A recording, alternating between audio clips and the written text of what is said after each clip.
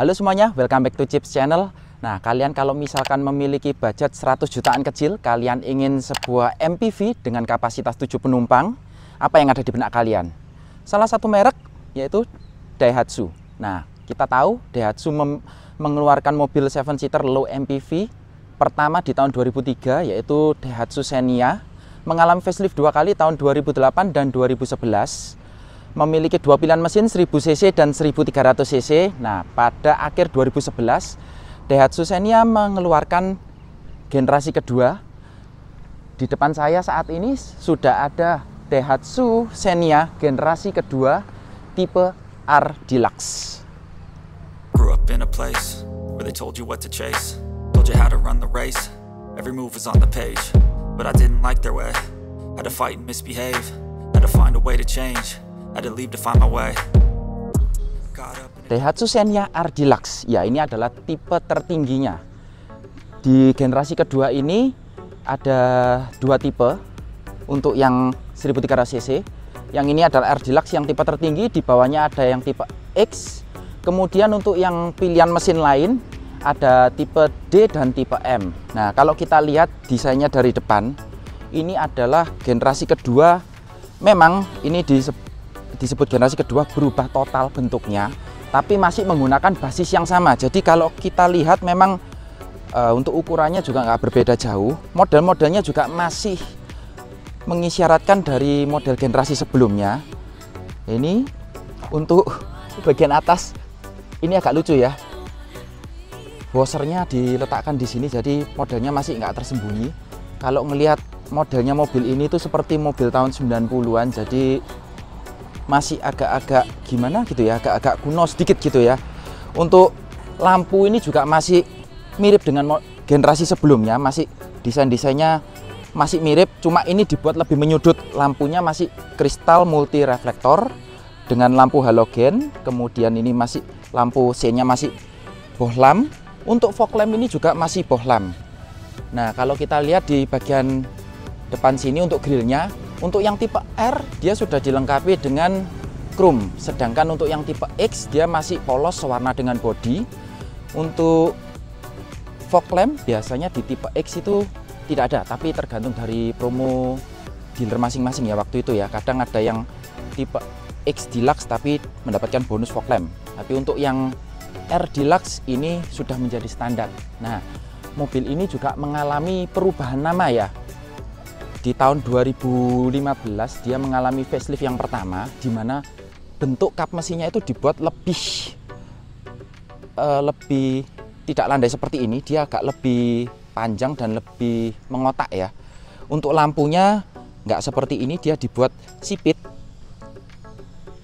Kemudian di tahun 2019 kembali mengalami facelift. Dari yang 2015 namanya menjadi Great New Xenia. Di 2019 mengalami facelift lagi, namanya berubah menjadi Grand New Xenia.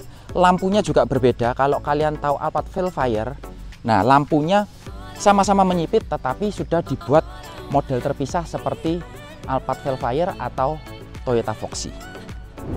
Untuk di sektor mesin, Daihatsu Xenia di generasi kedua ini dia memiliki dua pilihan mesin, 1000cc dan 1300cc. Ya, untuk yang 1000cc dia memiliki kode mesin EJVE 3 silinder dengan output tenaga 63 PS, torsi 90 Nm. Sedangkan untuk yang ini adalah yang 1300cc dengan kode mesin K3VE 4 silinder dengan output tenaga 90 PS dan torsi 120 Nm. Nah, untuk generasi yang ini mesinnya semua sudah menggunakan single VVT-i. Kemudian pada tahun 2015 saat mengalami facelift, untuk mesin yang 1000cc itu sudah dipensiunkan. Kemudian pilihan mesinnya hanya ada 1300cc dengan kode mesin 1 NRVE dengan output tenaga 97 PS, torsi masih sama dengan 120 Nm.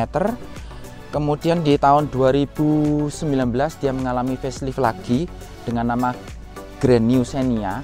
Nah, di Grand New Xenia ini mendapatkan pilihan mesin baru yaitu 1500cc dengan kode mesin 2 NRVE dengan output tenaga 120 104 PS dengan torsi 136 Nm.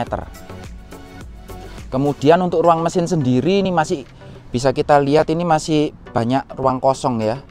Jadi engine bay-nya besar, masih warna dasar tapi sudah ada peredamnya. Oh ya, untuk yang Great Xenia dan Grand Xenia yang sudah menggunakan mesin baru, itu semuanya sudah dilengkapi dengan mesin dual VVT-i. Jadi berbeda dengan yang ini masih single VVT-i, yang baru dual VVT-i.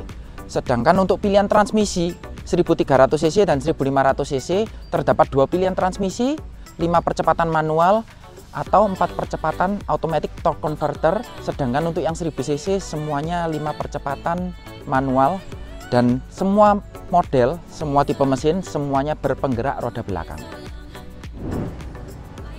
Beralih ke bagian samping mobil, kalau kalian lihat dari samping, ini masih sangat mirip dengan yang generasi pertama. Memang ada perbedaan di lekukan bodi, kemudian di pilar D, tetapi secara keseluruhan ini masih sangat mirip dengan yang generasi pertama. Karena memang benar ukuran dari dimensi dari mobil ini masih berbeda tipis dengan yang generasi pertama, karena sasis yang dipakai pun masih sama. Panjangnya masih 4,1 meteran dengan lebar 1,6 meteran, tinggi 1,7 meteran, dan jarak sumbu roda itu sama persis di 2655 mm.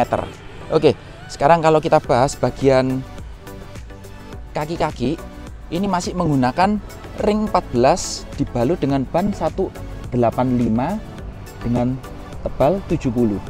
Untuk bagian depan sendiri sudah menggunakan rem cakram, bagian belakang masih menggunakan rem tromol, dimana itu masih sangat wajar ya untuk tahunnya, dan sampai saat ini pun di tahun 2022 pun ini juga masih sangat wajar karena kompetitornya pun masih banyak yang menggunakan rem dengan format seperti ini. Untuk sistem keamanan masih belum ada, tahun 2014 masih belum dilengkapi dengan ABS ataupun EBD, masih belum ada. Nah, kemudian beralih ke bagian atas. Nah, untuk spion sendiri ini sudah dicat warna bodi, sudah ada lampu sein. Ini untuk tipe R ya. Tapi untuk tipe X biasanya ini masih warna hitam dan belum electric mirror. Ini sudah electric mirror, tetapi untuk retract-nya ini masih sistem otot. Oke. Ke bagian atas. Nah, ini kalau lihat ini nih bener-bener kayak mobil tahun 90-an karena masih model tarik dan diletakkan di pilar A.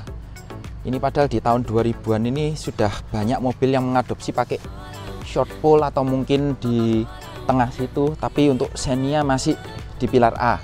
Mobil ini juga untuk yang tipe R sudah dilengkapi dengan talang air. Kemudian handle ini sudah improve dari generasi yang pertama. Kalau generasi pertama model cepol, ini sudah model tarik. Ini mempermudah untuk kita keluar masuk, megangnya pun juga lebih mantap ya. Kemudian di bagian bawah mobil ini juga sudah dilengkapi dengan side skirt. Kemudian ini juga pilarnya ini sudah di black out untuk yang tipe R, sudah di black out.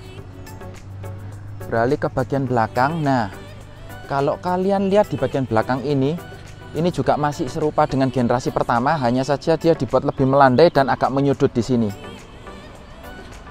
Nah, sekarang kita udah ada di bagian belakang Daihatsu Xenia. Kalau kita lihat sekilas memang masih mirip ya dengan generasi pertama. Di bagian atas dia belum dilengkapi dengan spoiler. Ini masih body. Kemudian washernya sangat terekspos dengan jelas. Belum dilengkapi dengan high mount stop lamp. Rear defogger juga belum ada, tapi sudah dilengkapi dengan rear wiper. Untuk yang tipe R Deluxe sudah dilengkapi dengan list chrome seperti ini. Kalau yang tipe X masih polos sewarna dengan body. Nah, untuk lampu plat nomornya sendiri ini masih menggunakan bohlam warna kuning. Kemudian turun ke bawah. Untuk yang tipe R ini bagian bumpernya ini sudah diberi plate plastik hitam seperti ini. Untuk yang tipe X masih belum ada. Sudah dilengkapi dengan parking sensor. Dan untuk tipe yang R ini ujung knalpotnya sudah dibalut dengan chrome. Sedangkan untuk yang tipe X masih biasa. Di belakang juga ada mata kucing, reflektor. Kemudian untuk lampu sendiri, lampunya ini masih full bohlam. Belum ada teknologi LED. Dan kalau kita lihat sekilas memang modelnya masih mirip dengan yang generasi pertama. Hanya saja ini dibuat lebih menyudut, agak lebih besar sedikit ya. Oke, sekarang kita mau lihat gimana kira-kira ukuran bagasinya. Apa lebih baik dari yang generasi pertama? Nah, ada terobosan baru di sini.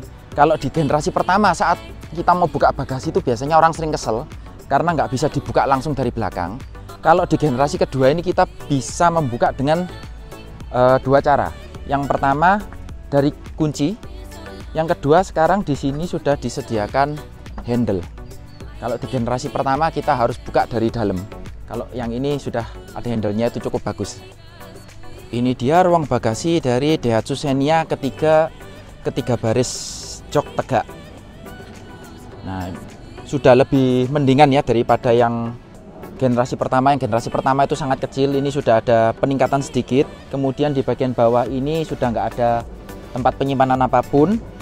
Nah, karena ini ban serepnya terletak di bagian bawah, untuk menurunkan kalian tinggal putar ini baut yang ada di sebelah sini.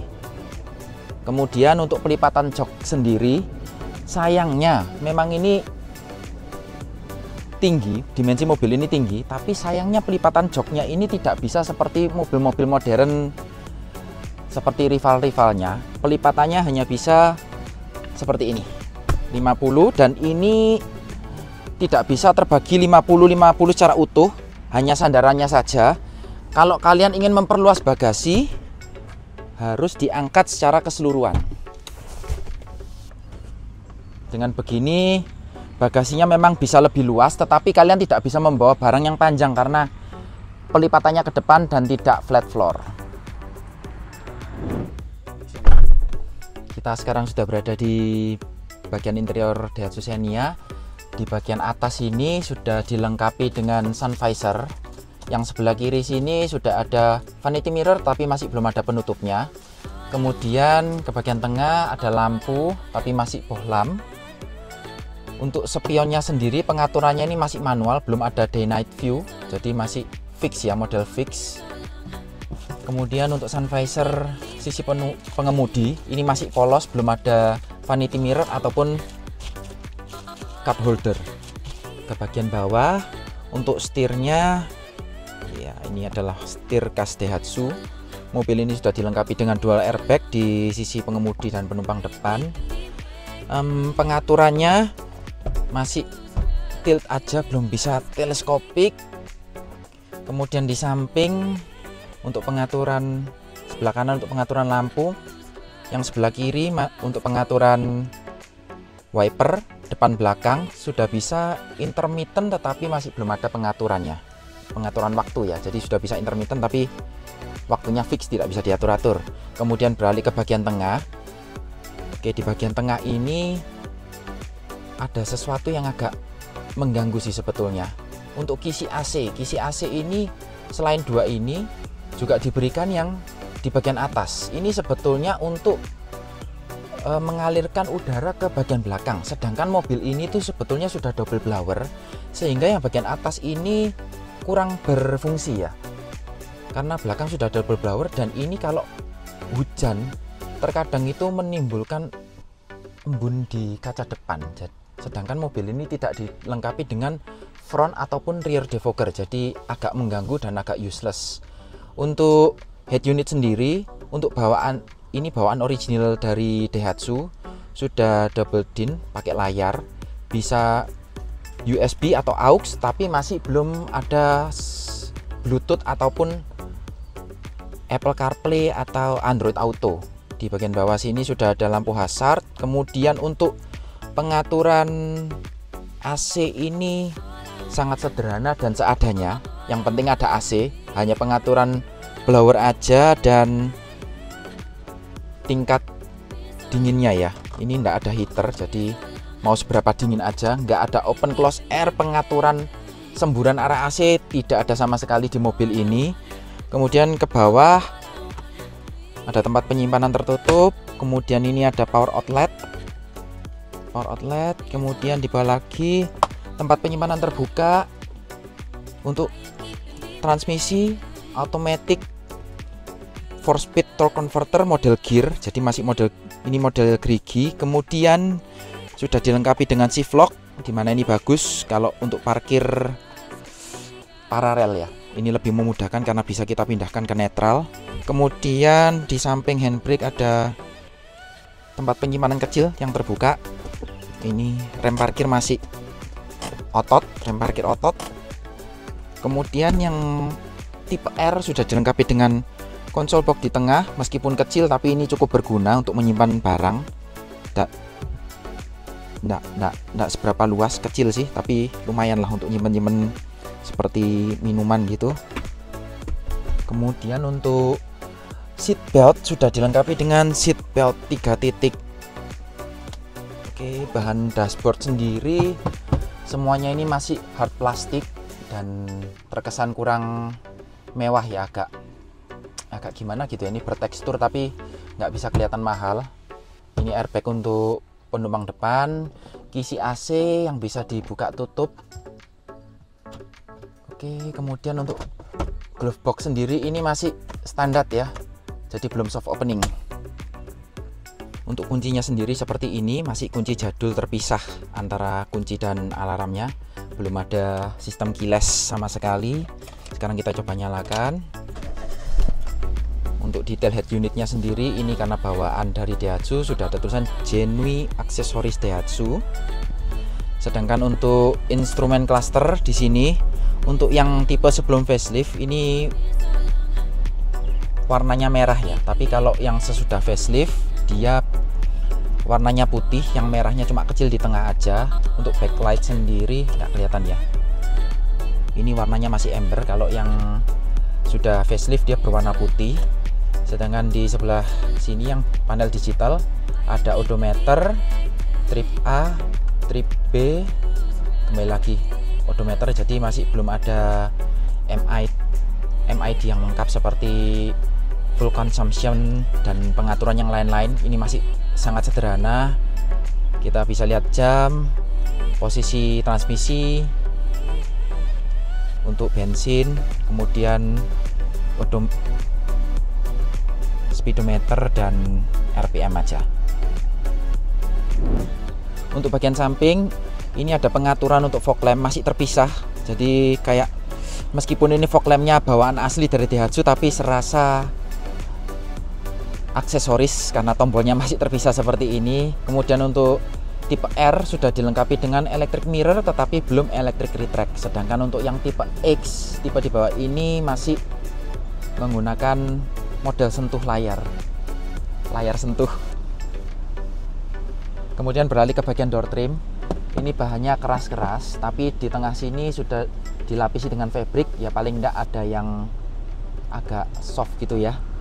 Handle juga masih model plastik dengan aksen silver. Kemudian untuk power window yang all auto hanya yang bagian driver aja. Ini sudah dilengkapi dengan window lock, tetapi yang paling menjengkelkan mobil ini belum dilengkapi dengan tombol power door lock.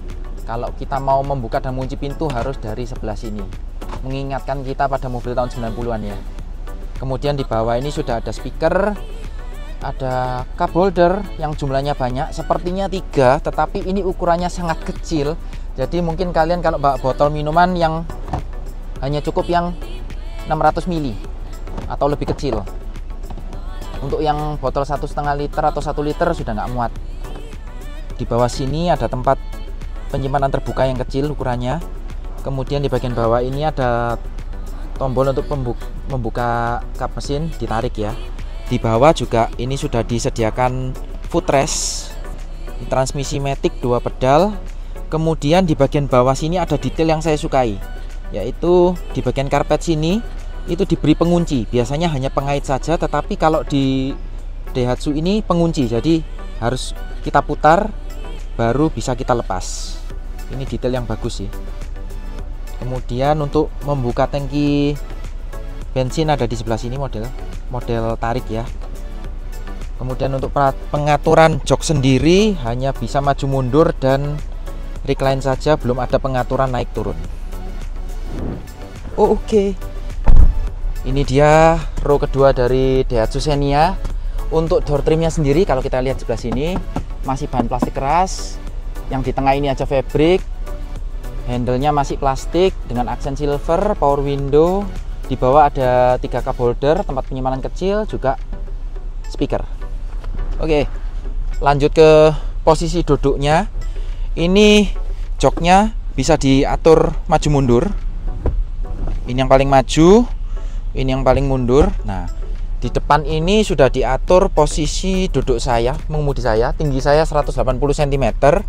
Ini untuk kaki, jarak kaki ke depan sisa 3 jari. Untuk headroom masih sisa 4 jari. Kemudian untuk bagian belakang kiri kanan sudah ada hand grip, tapi belum ada hooknya. Untuk yang bagian depan hand gripnya cuma yang sebelah kiri depan aja ya, jadi yang sisi pengemudi nggak dapat. Kemudian ini di bagian belakang ada tempat penyimpanan. Kalau kalian cuma berdua di belakang, di tengah ini bisa dirubah menjadi cup holder. Jadi kalian punya cup holder tambahan. Ini juga masih ada ham sedikit. Ini penggerak roda belakang. Kemudian yang cukup mengganggu di row kedua ini adalah gundukan di bawah jok ini.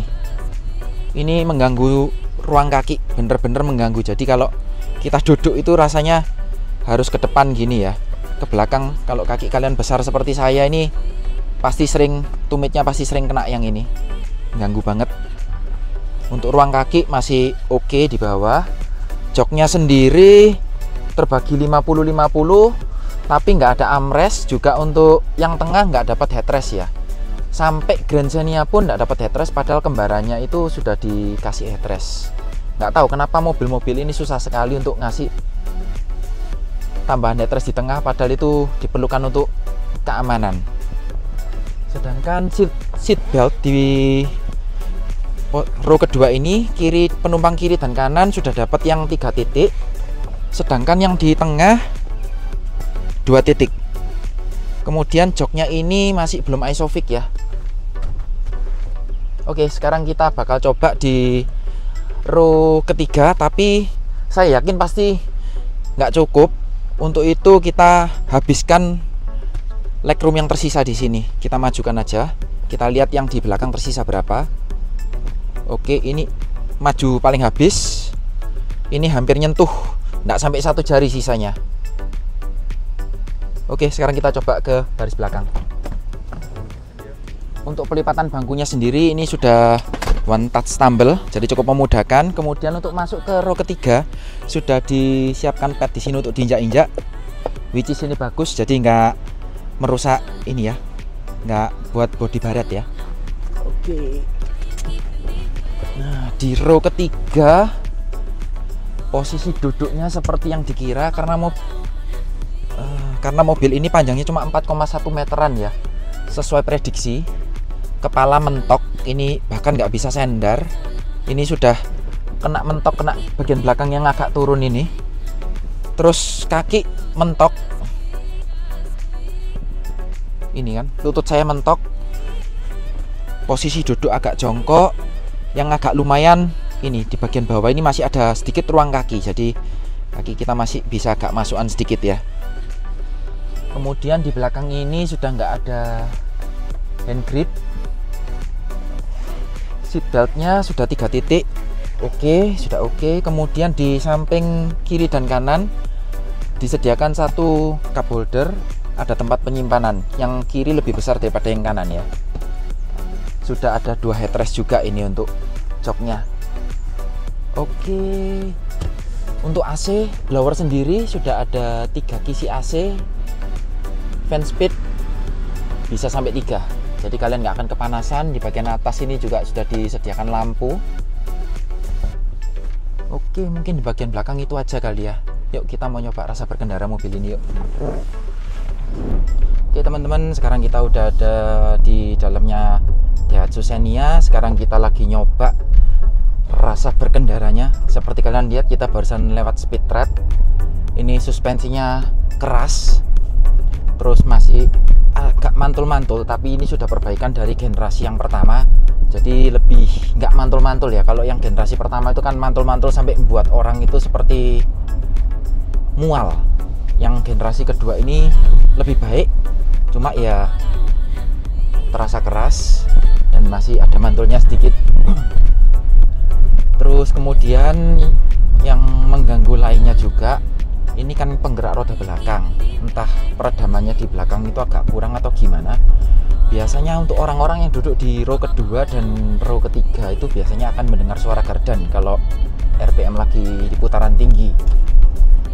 Tapi efeknya, karena ini penggerak roda belakang, ya biasa di negara kita orang-orang masih suka yang masih ada yang pro kontra ya, penggerak roda belakang dan penggerak roda depan. Di Daihatsu Xenia dan kembarannya ini, generasi pertama dan kedua itu terkenal jago nanjak. Sebetulnya gini teman-teman ya, untuk penggerak roda depan dan roda belakang itu ada kelebihan dan kekurangannya masing-masing. Seperti kalau kita bilang pengendalian, penggerak roda belakang pasti lebih, terutama kalau yang ini ya, untuk Xenia ini kan sasisnya nggak 100% monokok, jadi setengah, masih semi monokok.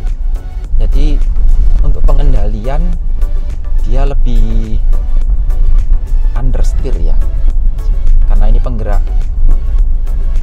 lebih oversteer kalau untuk penggerak roda belakang. Kalau untuk penggerak roda depan itu biasanya understeer. Terus karena ini bodinya juga cukup tinggi, terus mobil ini juga nggak seberapa lebar, jadi kalau untuk dibuat zigzag itu limbungnya terasa banget. Kemudian untuk visibilitas ketika masuk mobil ini itu seperti masuk mobil era tahun 90-an. Kenapa saya bilang begitu? Ya, yang pertama kacanya itu lebar-lebar, depan, samping, belakang itu visibilitas oke punya. Terus jarak dashboard ini masih pendek ya, jadi kayak masuk mobil tahun 90-an kita nunjuk gini aja, ini udah langsung nyentuh ke kaca depan. Nggak kayak mobil era tahun 2000-an yang dashboardnya panjang-panjang. Tapi itu bukan hal yang buruk, karena visibilitasnya ini oke semua. Cuma yang mengganggu dari visibilitas itu satu, spion ini nggak tahu, ukurannya kecil banget. Ini kalau dibandingkan sama spionnya Nissan Maxaya, kurang lebih ukurannya ini belum tentu lebih besar, kecil banget. Jadi visibilitas samping yang ke arah belakang ya dari spion ini kalau menurut saya kurang. Terus untuk peredaman kabin sendiri, suara mesin masih masuk, suara gardan masuk, masih standar lah, di kelas ini masih standar. Suara samping-samping juga masuk. Nah, suara sepeda motor lewat tadi mungkin tidak terlalu kedengaran ya dari mic, tapi kalau dari kondisi nyata itu kedengaran suaranya. Untuk konsumsi BBM, karena ini bukan mobil saya, jadi saya nggak tahu konsumsi BBM-nya berapa. Terus untuk posisi mengemudi yang bisa kalian lihat, ini posisinya kaku banget, apalagi setirnya ini cuma bisa diatur tilt ya, nggak bisa teleskopik. Ini kaku, bener-bener kaku, kayak orang duduk di kursi hampir 90 derajat, hampir ya, tapi masih belum. Terus kalian bisa lihat juga ini joknya cuma menyangga 3/4 bahu, nggak sampai atas, biasa mobil-mobil sampai sini. Terus untuk pengaturannya juga sangat terbatas, nggak bisa diatur naik turun. Terus terang ini posisinya ketinggian banget buat saya, ini terlalu tinggi, jadi kayak serasa kita itu kalau nyetir itu tinggi banget. Untuk visibilitas ke atas ini kurang begitu baik, apalagi kalau misalkan kita buka untuk sun visornya, ini pandangan ke atas sangat terhalang. Terus untuk dudukan jok ini juga rasanya kecil, seperti kita dicepit gitu, bener-bener nggak ergonomis untuk posisi duduknya. Terus untuk tarikannya gimana? Ini mobil mengutamakan torsi, jadinya dia dibecek sedikit sebetulnya sudah oke. Tapi transmisinya ini karena mungkin masih konvensional, jadi dia kurang bisa mengikuti keinginan pengemudi.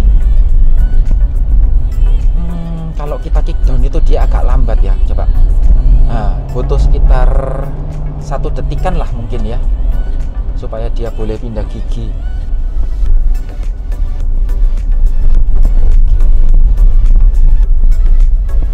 Nah, ini ketika dibelokkan seperti ini padahal nggak terlalu kencang ya, 20 lebih sedikit ya, 25 km per jam, seperti mobil mau terbalik. Kalau pengendalian jangan pilih mobil ini, mungkin kita coba zigzag sedikit ya. Ini 40, ini rasanya nggak stabil. Terus perpindahan giginya ini juga terasa agak kasar.